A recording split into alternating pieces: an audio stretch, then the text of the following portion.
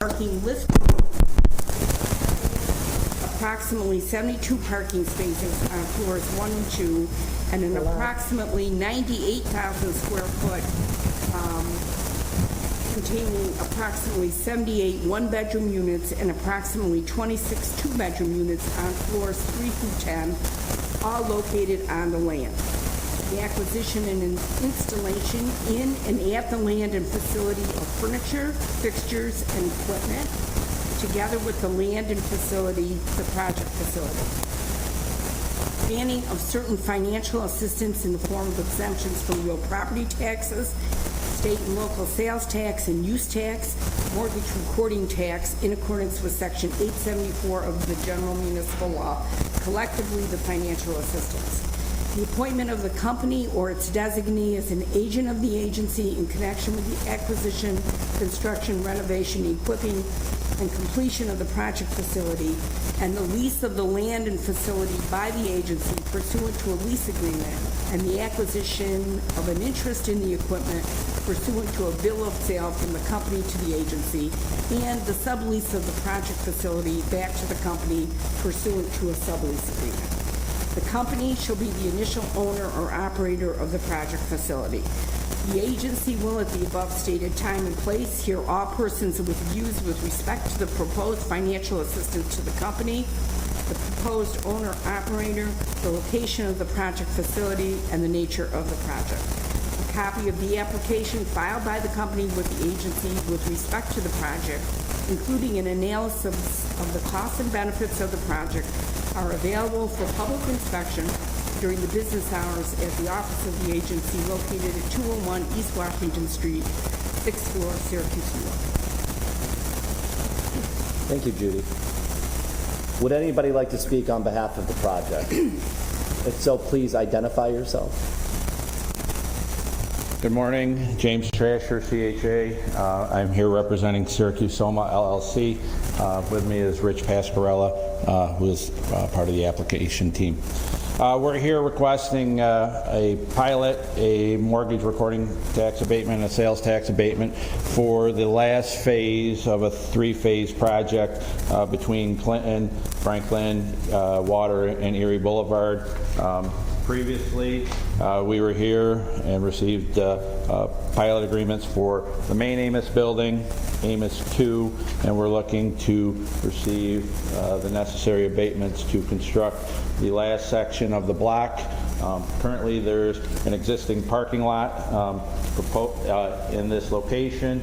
It would be removed and constructed with first floor retail on Franklin, and then a lobby in the middle where it attaches to the Amos building, and then an automated parking system on floors 1 and 2, so really up to this shadow line right here, parking in the center, retail on the end, lobby, and then 8 stories of 1 and 2 bedroom apartments.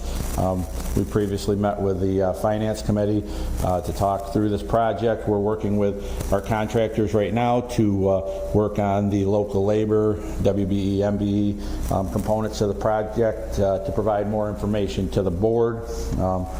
As in the packet, we outlined the total project costs of approximately $19 million. We're looking for a sales tax abatement of approximately $700,000, mortgage recording tax, and then a pilot typical with your 485A by right type use. So that's what we're looking for. That's what we're requesting.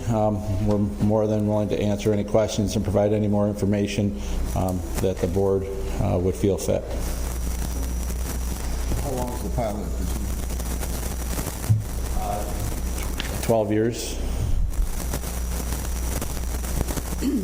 So this was a 3-phase project. Correct. Phase 1 went from The existing Amos building. Right. When the project initially started, it was looked to be as one big project, but working with SHPO, the Landmark Preservation Board, and others, it got broken up into smaller components that could be bitten off as it, just with some of the regulatory stuff. So started with the initial building that was existing, the Amos building, and then we did the expansion several years ago of the addition onto the Clinton Square side, and then we've been working the past couple of years with Landmark Preservation Board and the Planning Commission to do the last section as shown here, and we received approvals from the Landmark Preservation Board and the Planning Commission, and now we're looking for assistance from the city to help this project go forward. So one of the things is you've got 1,200 square foot of retail or commercial downstairs. What are they looking at putting in there? 1,200 square foot isn't very large compared to the size of the project. Correct. So a lot of the stuff that's gone in there over time has been personal service type of stuff. Currently, there's a startup ice cream facility, a yoga facility, a hair salon, a restaurant, tavern. So a lot of these things that have come in have been people doing it for the first time, so we're looking to continue that trend. There's people who want to be in that area because of its proximity to Clinton Square and the festivals that go on there, so we're hoping to do that. Also, parking is a need still in the city, so we're putting in the minimum number of parking spaces that we've come up with the automated parking folks is 72. We hope to have more. First and primary would be for the tenants, but any additional spaces we would open to the public. You know, we'll figure that out, you know, within the first year of leasing, but that would be our plan. And those automated systems, just like any structured parking, is costly. You know, $30,000 plus or minus dollars per parking space to construct something like that, and we feel it's a benefit to the project and to that area of the city. A question in regards to the conversation you mentioned in regards to the general contractors. Would you care to go into a little bit of detail in terms of, I didn't hear anything expressly in terms of commitment to local labor. Yeah. During the Finance Committee, I expressed a number of concerns Yep. in regards to that. Yeah. Just wanted to know how those conversations have gone and what is the commitment to that goal. Yeah, so we have gone back on each of these phases. We had a different general contractor. We went back to them both to get information on the first rounds of work that we did and what was utilized in local labor. And then we're working with the same two on trying to get numbers and commitments from them that they can guarantee to us that we can come back and guarantee to you in terms. Care to express the, my understanding is that we would receive some of that data. Yeah, 100. We don't have it yet. We'll provide it, and then you know we would ask that this, if need to be adjourned to the August meeting, and we can provide all that information to the board so you can look at it. Because I just don't want to come in here and say, hey, we're at 15% or 35%. We want to get the information based on the type of construction, the trades that are in it, and what we can commit to, because we do have a local developer, a local development team who's used local GCs, and we want to use as much local labor as possible to satisfy the concerns of the board. I'll just note for the record, all that is before the board today is the public hearing, and so there is no vote being taken until at least the August meeting, and I believe that the developer indicated that they would supply the information before then just to satisfy the inquiry.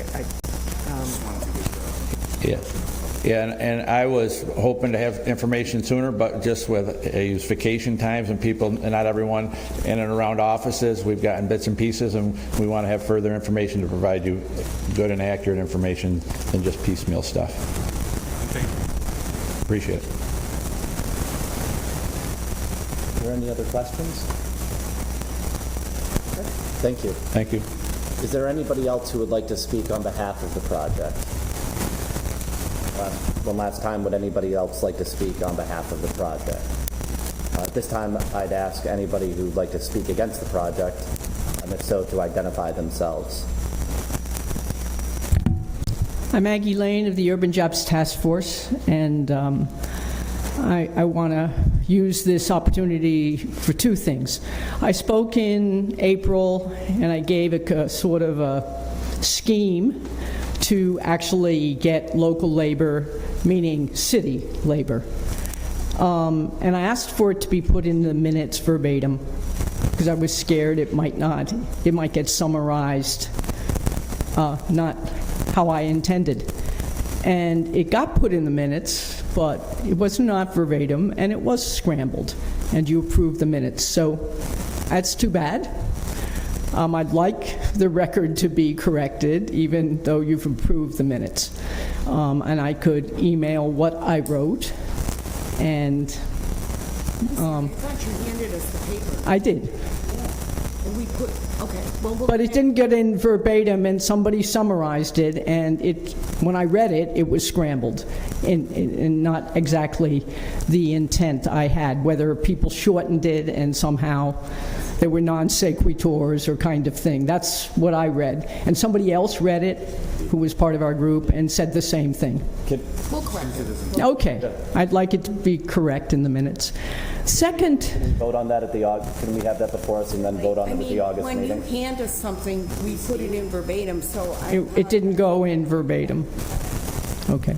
So the board agrees that we'll work with staff to make sure that your document is adequately Represented, yeah. represented within the minutes from the Yeah, board. and if you need me to send you it electronically, I can. Was it, what minutes were it? The April? I gave that in April, so it probably got approved in May. And the second complaint I have about this particular hearing is I've gotten in the habit of going and looking at the cost-benefit analysis to know what the value of the pilot is. Since it isn't out there, I don't think it's appropriate to have a public hearing until we know truly what the developer is going to get in terms of exemptions, and I couldn't see what the construction wages were. I mean, I got something from the application, but that's not always the wages themselves. So those two things were big question marks, and I thought, well, it seems inappropriate to have a hearing without that complete information. Thank you. Thank you. Would anybody else like to speak against the project? I'll ask one last time, would anybody else like to speak against the project? Okay. Next, Judy? We'll close the public hearing. Okay, we'll open a public hearing.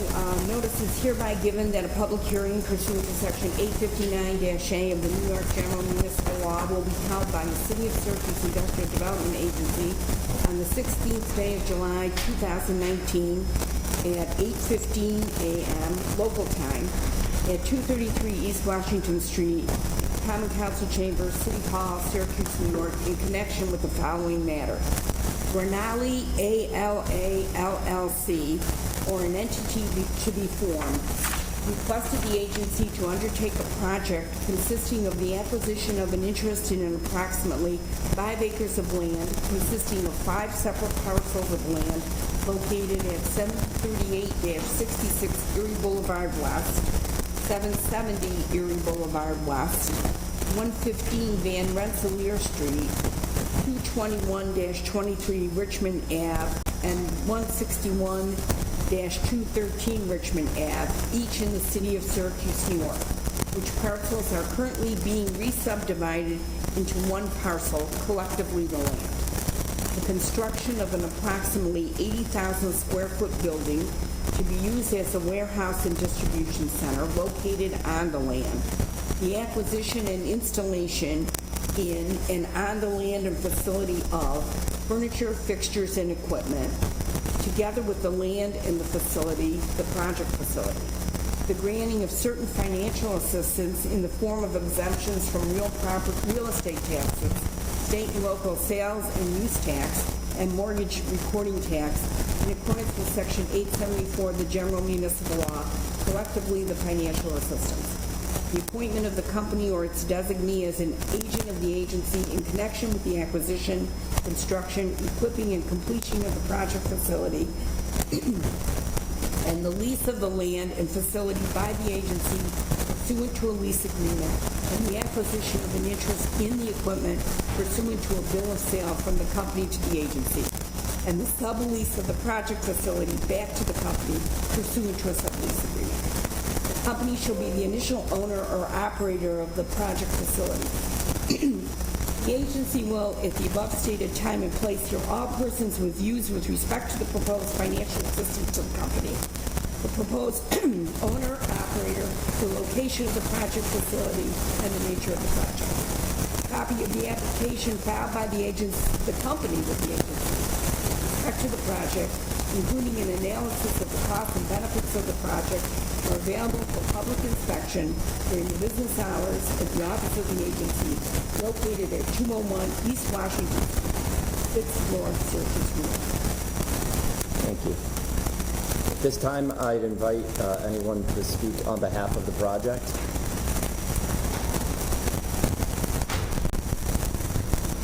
Please identify yourself.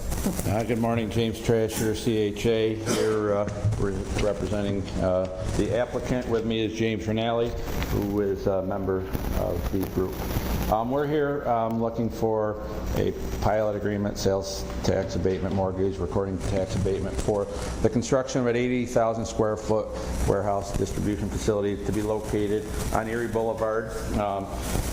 United Auto Supply used to be located at 450 Tracy Street. They then purchased PNC Warehouse and relocated outside of the city because of the growth in their business. They moved in City Electric. During that time, they purchased Marcellus Commons, or Casket, turned it into Marcellus Commons, put in Rural Metro, now AMR, and redeveloped that piece. And during that time, the former raw steel piece became available, and that was purchased with also a section of abandoned road from the city. Based on the growth in online sales and other things in the marketplace, there's the need for additional warehouse spaces. They filled up the former PNC warehouse, so they came back to the piece in the city where they started. So we're looking at this piece, parking in the front, loading docks in the rear.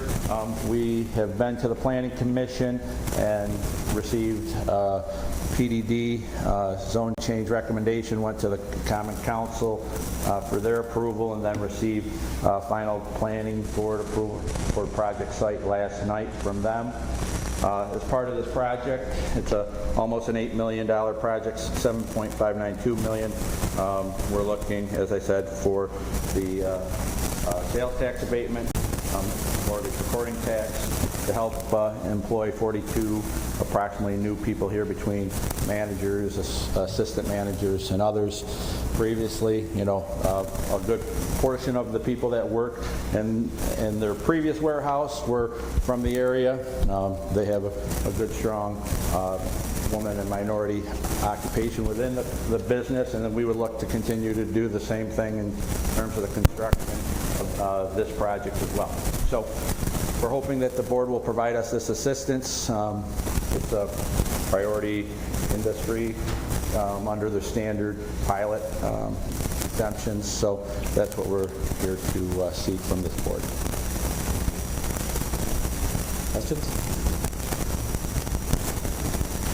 Mr. Rinaldi, you've done some other development as well, right? Yes, we've done multiple projects in and out of the city. Some significant changes I noticed in the neighborhood. I grew up in the neighborhood over there. Just want to commend a few of the projects that I've seen, noticeable difference. Great. Along Genesee, Genesee there. Absolutely, the plaza, yes. Well, home headquarters is located over where the United new facility is, over in that area there. So there's also been some significant development along that corridor. I just want to say, just as a longtime resident of that side of the neighborhood, that was welcome to see those sort of projects come in. That neighborhood had laid barren for a long time, as you folks know. I do notice that the 41 jobs that are attached to here with cost-benefit analysis, Aggie is pointing out, over 5 years, which is significant. So just wanted to comment on there as a longtime resident. I've seen some of the projects that have. Thank you. Other questions or comments? Thank you. Would anybody else like to speak on behalf of the project?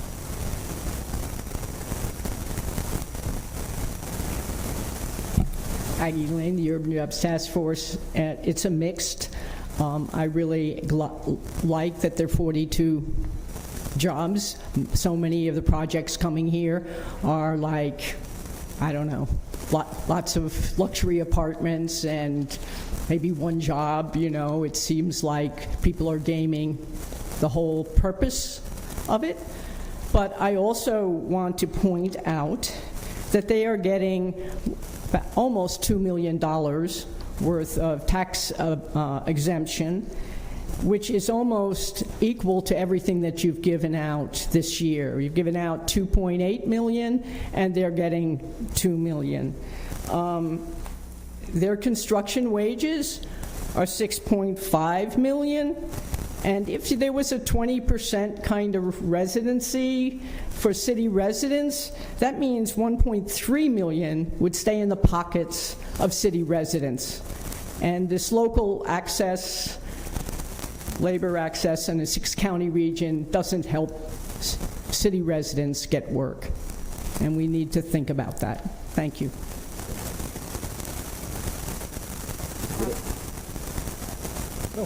No, I was just going to ask Sue to just explain the nature of the priority zone pilot over, which I think is a 15-year It's a investment. 15-year pilot based upon location and the nature of what is being constructed. So because of this type of project, so it's not residential, it is commercial, warehouse, or manufacturing type facility located where it is, it gives it that priority status under your standard UTEP, which makes it eligible for the 15-year pilot.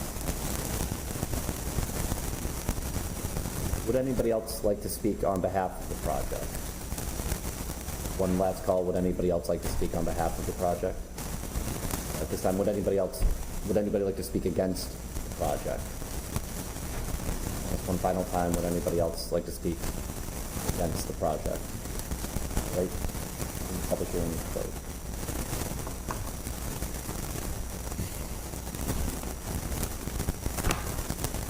Can you begin the set report? Okay. At this time, I will call the SIDA board meeting to order, and first order of business will be roll call. Michael Frame, chair.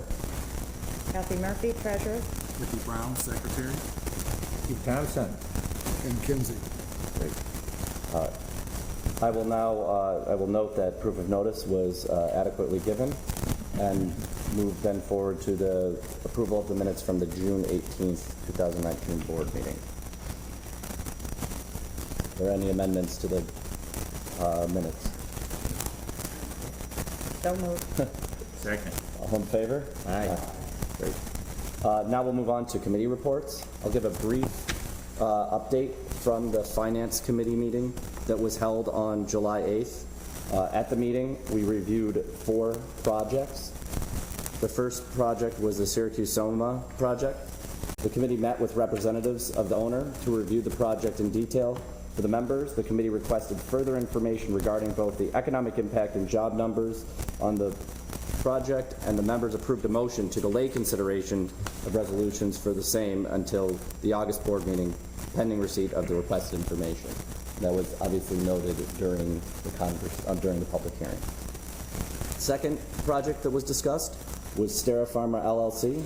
The committee heard from representatives of the company who discussed the reasons for the ongoing delay in project startup. As the company should have a clearer picture by the end of August as to the timing, the committee agreed to delay any further action until September, when the company will report back to the agency on progress. The third project discussed was Allen Beyer Auto Sales. The committee met with owners of the company to discuss changes in the project description relative to the site.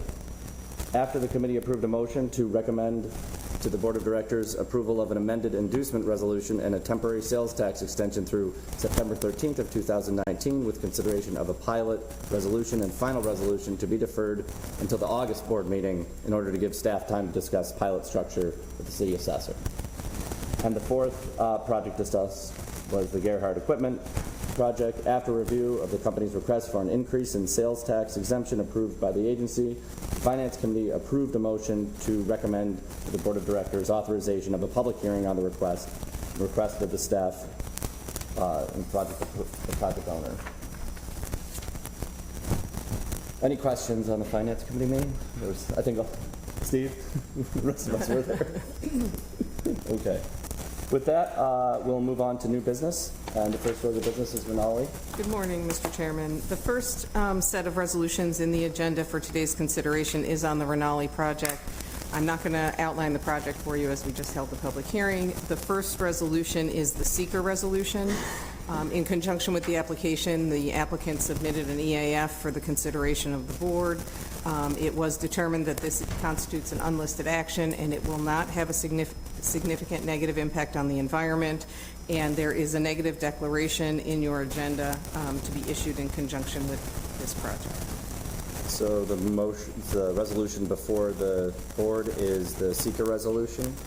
I have a motion to approve. Second. All in favor? Aye. Any opposed? Any abstentions? The resolution carries. Thank you. The next resolution in your agenda with respect to this project is the inducement resolution. This resolution authorizes the board to undertake the project as was outlined in the public hearing, to appoint the company as your agent for purposes of undertaking and completing the project. It authorizes you to execute and deliver the agency agreement, which is attached to the inducement resolution. It is your standard agency agreement that is undertaken with respect to all projects. It authorizes state and local sales and use tax exemption in an amount not to exceed $344,000 and a mortgage recording tax exemption. So for the inducement resolution, can I have a motion to approve? So moved. Second. All in favor? Aye. Any opposed? Any abstentions? The resolution carries. Thank you.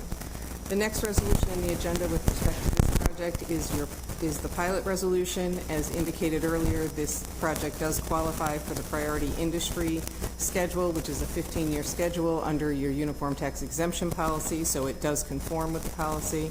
The schedule associated with that is attached as Exhibit A to the resolution, and we're seeking approval of that schedule. I'll entertain a motion to approve the pilot resolution. So moved. Second. All in favor? Aye. Any opposed? Any abstentions? The resolution carries. Thank you. The last resolution in your agenda with respect to this project is the final approving resolution, and this authorizes the execution and delivery of all of the necessary lease transactional documents to confer the benefits approved by the board to the project. I'll entertain a motion to approve the final resolution. So moved. Second. All in favor? Aye. Any opposed? Any abstentions? The resolution carries. Thank you. Next, Gerhard Equipment. Yes. I was looking out updated summary form. The one you got in your package was not updated, wasn't saved, so just, this is, yeah. It's the second one that we got on. Is this the updated version?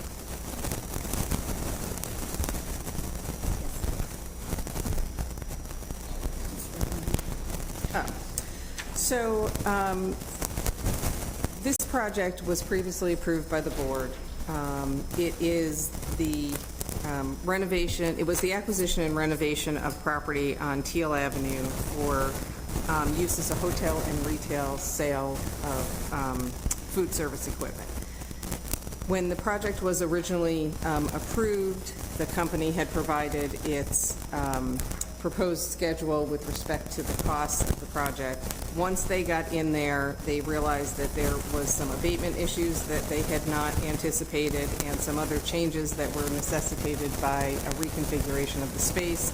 So they have come back and asked for an increase in the amount of financial assistance that was previously provided. This board is not being asked to vote on that today or to consider that today, but as a result of the request, you are mandated to hold a new public hearing. So what is being requested today is merely the holding of a new public hearing with respect to the new request for additional financial assistance. And what's the trigger, what is the statutory trigger for that? $100,000? $100,000. So I'll entertain a motion to approve a resolution to hold a public hearing. Will this be at the August? Yes. For the August meeting?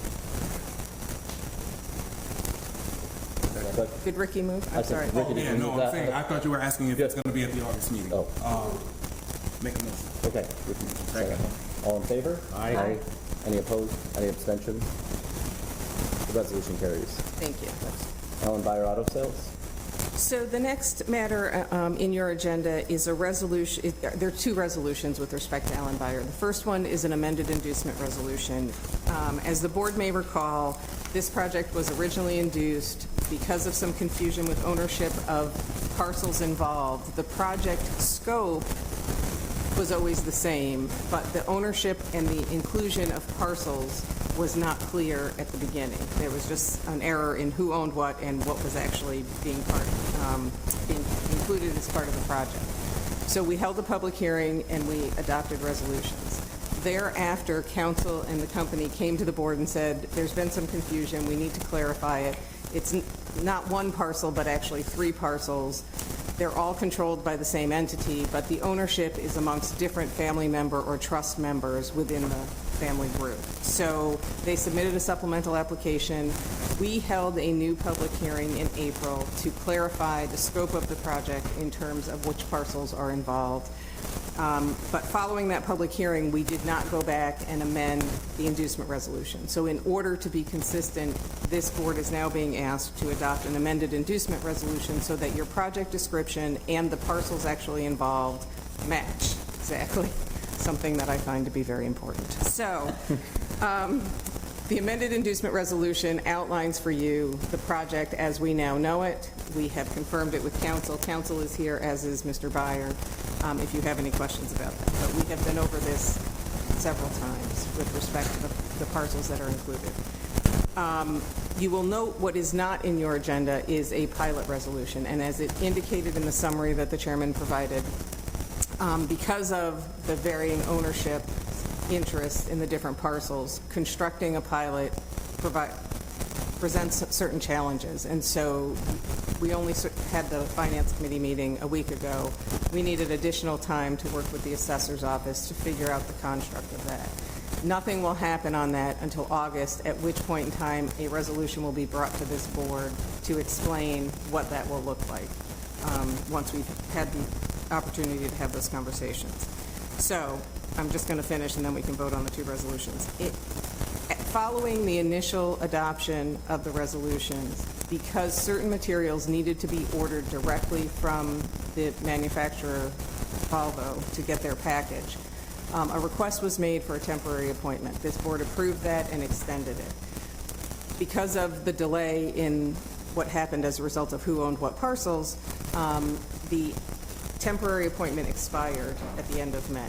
The company has requested that we extend that so that they can continue to comply with the orders that they have in with the dealership while we continue to work out how the pilot structure will work. We're only asking for an extension through September 13th because we will know for certain by the August meeting what the pilot will look like, and then we anticipate, and council and Mr. Beyer can confirm, that they will be in a position to close on all of the transactions before September 13th. That is the intent.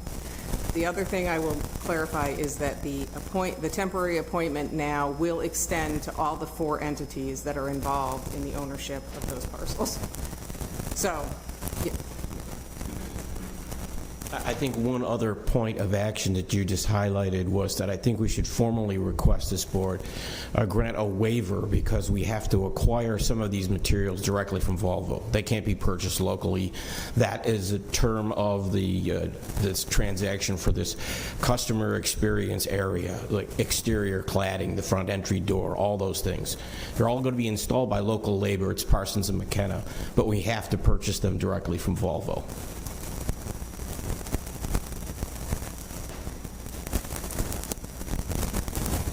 So will the retroactive extension of the sales tax, is that a no-cost extension, or will that... No cost.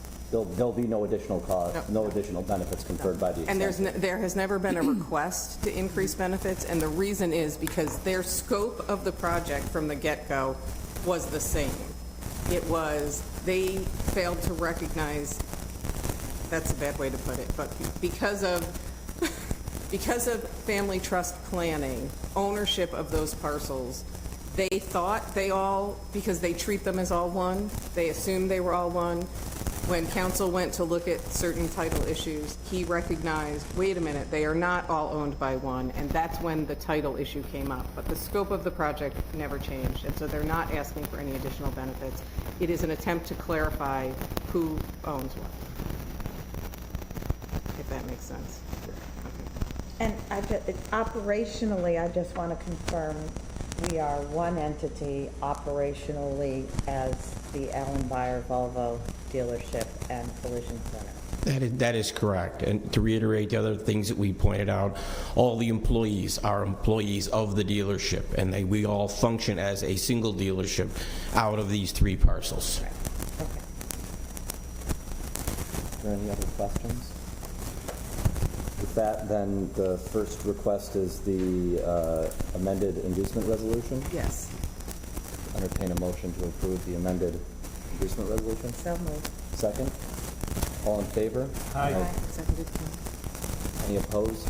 Any abstentions? The resolution carries. The second one is the sales tax appointment extension resolution. Yes. Again, I'll entertain a motion to approve the resolution. So moved. Second. All in favor? Aye. Any opposed? Any abstentions? The resolution carries. Mr. Chairman, not in here because I wasn't aware that the request was being made today, but there is a request for a waiver of the local access policy with respect to the acquisition of the equipment that Volvo demands come from a particular vendor.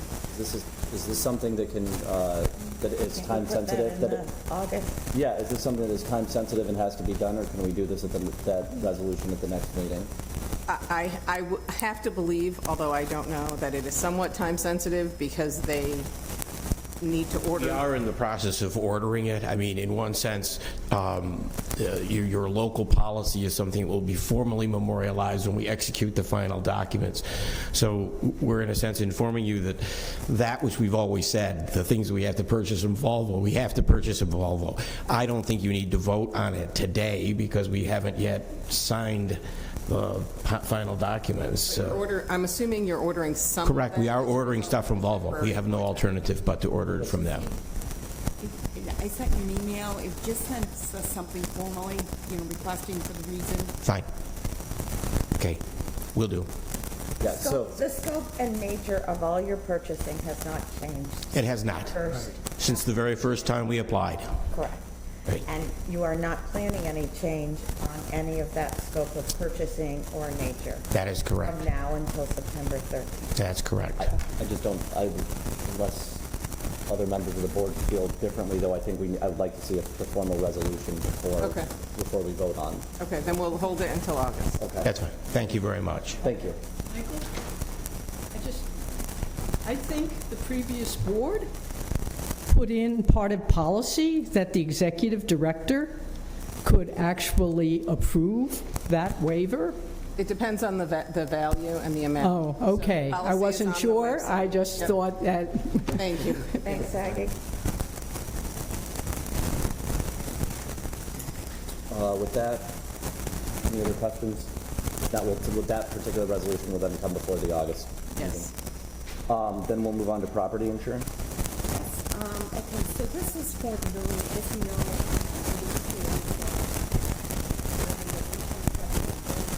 Street, vacated by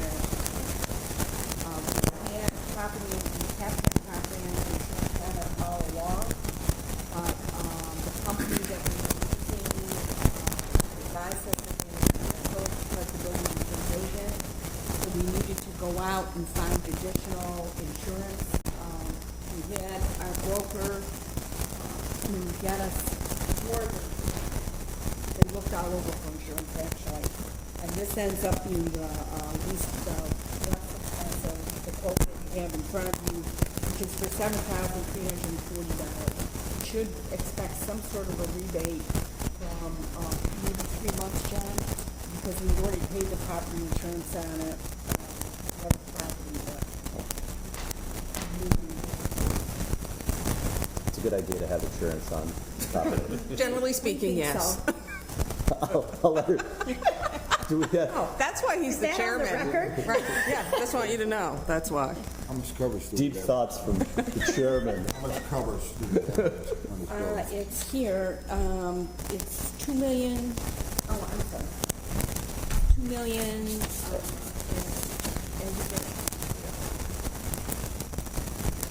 1.4 is it? 1.4, it looks like. and these coverages are actual, For special. General liability, 2 million. Yeah. Yeah.